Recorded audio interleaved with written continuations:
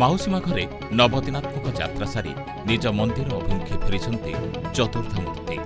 ଏହି ଅବସରରେ ବେଲଗୁଣ୍ଠା ପେଣ୍ଠ ସାହି ଏବଂ ବାଲିଡି ସାହି ସମେତ ବ୍ଲକର ଗୋବରା, ଜୟନ୍ତୀଗଡ଼ ଏବଂ ବାଇଲିପଡ଼ାରେ ଉତ୍ସାହର ସହିତ ମହାପ୍ରଭୁଙ୍କ ବାହୁଡ଼ା ଯାତ୍ରା ଅନୁଷ୍ଠିତ ହୋଇଯାଇଛି।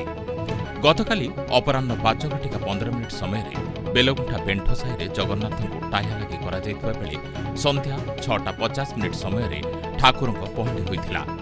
ପହଣ୍ଡି ସମୟରେ ପଦ୍ମଫୁଲ ଯୁକ୍ତ ଟାହିଆ ମଧ୍ୟରେ ଶ୍ରୀଜଗନ୍ନାଥଙ୍କ ପ୍ରତିମା ଅତ୍ୟନ୍ତ ରମଣୀୟ ଦେଖାଯାଉଥିଲା। ସେହିପରି ବେଲଗୁଣ୍ଠା ବାଲିଡି ସାହିରେ ସନ୍ଧ୍ୟା 6:50 ସମୟରେ ମହାପ୍ରଭୁଙ୍କୁ ଟାହିଆ ଲାଗି କରାଯାଇ ରୀତିନୀତି ମୁତାବକ ରଥ ଟଣାଯାଇଥିଲା। ବେଲଗୁଣ୍ଠାରେ ଝିପିଝିପି ବର୍ଷା ସତ୍ତ୍ୱେ ମହାପ୍ରଭୁଙ୍କ ରଥ ଟାଣିବା ପାଇଁ ହଜାର ହଜାର ଭକ୍ତଙ୍କ ସମାଗମ ହୋଇଥିଲା। ସେହିପରି ବ୍ଲକର ଗୋବରା, ବାଇଲିପଡ଼ା, ଜୟନ୍ତୀଗଡ଼ ଗ୍ରାମରେ ଆନନ୍ଦ ଉଲ୍ଲାସର ସହିତ ବାହୁଡ଼ା ଯାତ୍ରା ଅନୁଷ୍ଠିତ ହୋଇଯାଇଛି।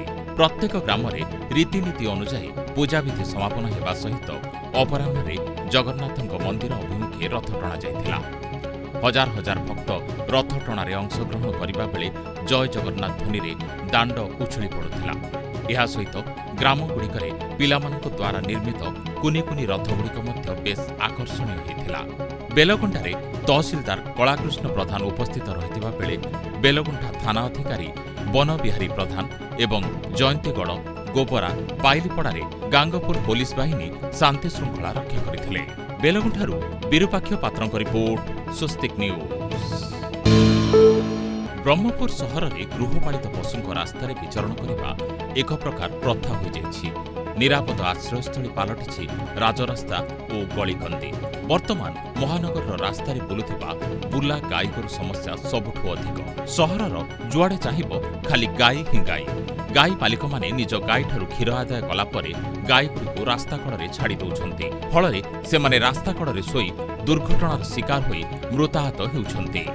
ଏହାକୁ ନେଇ ବହୁବାର ମହାନଗର ନିଗମ କର୍ତ୍ତୃପକ୍ଷଙ୍କୁ ଜଣାଇଥିଲେ ମଧ୍ୟ କୌଣସି ପଦକ୍ଷେପ ନେଇନଥିବା ଦୁଃଖ ଓ ପରିତାପର ବିଷୟ। ଏପରିକି ପଶୁ ଚିକିତ୍ସା ବିଭାଗର ମଧ୍ୟ କୌଣସି ହସ୍ତକ୍ଷେପ ରହୁନାହିଁ। ସହରର ମୁଖ୍ୟ ରାସ୍ତା ସହିତ ବିଭିନ୍ନ ଗଳିକନ୍ଦିରେ ବହୁ କାର୍ଯ୍ୟାଳୟ ଓ ବ୍ୟବସାୟିକ ପ୍ରତିଷ୍ଠାନ ରହିଛି। ଦୈନନ୍ଦିନ ହଜାର ହଜାର ଗାଡ଼ି ସହରର ପ୍ରମୁଖ ରାସ୍ତା ଦେଇ ଯାତାୟାତ କରିଥାଏ। ସେହି ରାସ୍ତାଗୁଡ଼ିକ ଏବେ ବୁଲା ଗାଈଗୋରୁଙ୍କ ଆଶ୍ରୟସ୍ଥଳୀ ପାଲଟିଛି। ଫଳରେ ଗୁରୁତର ଟ୍ରାଫିକ୍ ସମସ୍ୟା ଦେଖାଦେଉଛି। ପ୍ରଶାସନ ଏଥିପ୍ରତି ଗୁରୁତ୍ୱ ଦେଉନଥିବା ବେଳେ ଜରିମାନା ମଧ୍ୟ ଆଦାୟ କରାଯାଉନାହିଁ ବୋଲି ସାଧାରଣରେ ମତ ପ୍ରକାଶ ପାଉଛି। ବର୍ତ୍ତମାନ ମହାନଗର ଅଞ୍ଚଳରେ କାଞ୍ଜିଆ ହୁଦା ମଧ୍ୟ ନଥିବାରୁ ଗାଈ ମାଲିକମାନେ ନିୟମକୁ ଖୋଲାଖୋଲି ଭାବେ ଉଲ୍ଲଂଘନ କରୁଛନ୍ତି। ପ୍ରଶାସନ ଏଥିପ୍ରତି ଦୃଷ୍ଟି ଦିଅନ୍ତୁ, ତା ସହ ସହର ଓ ସହରର ଆଖପାଖ ଅଞ୍ଚଳରେ କାଞ୍ଜିଆ ହୁଦା କରାଯାଉ ବୋଲି କହିଛନ୍ତି ପଶୁପ୍ରେମୀ ଲଲାଟେନ୍ଦୁ ଚୌଧୁରୀ। ପୂର୍ବ ସରକାର ଯାଇ ନୂତନ ସରକାର ଆସିଲା। ଦୁର୍ଘଟଣାକୁ ନେଇ ପ୍ରତ୍ୟେକ ଦିନ ସୋସିଆଲ ମିଡିଆରେ ଘୁରି ବୁଲୁଥିଲେ ମଧ୍ୟ ନୂତନ ସରକାରଙ୍କ ବିଧାୟକ, ସାଂସଦ ନଜରକୁ ଆସିନାହିଁ କିମ୍ବା ସୋସିଆଲ ମିଡିଆ ଖବରକୁ ଅଣଦେଖା କରାଯାଉଛି। ଏହାକୁ ନେଇ ବଡ଼ ପ୍ରଶ୍ନ ଉଠୁଛି। ବ୍ୟୁରୋ ରିପୋର୍ଟ, ସ୍ୱସ୍ତିକ ନ୍ୟୁଜ୍।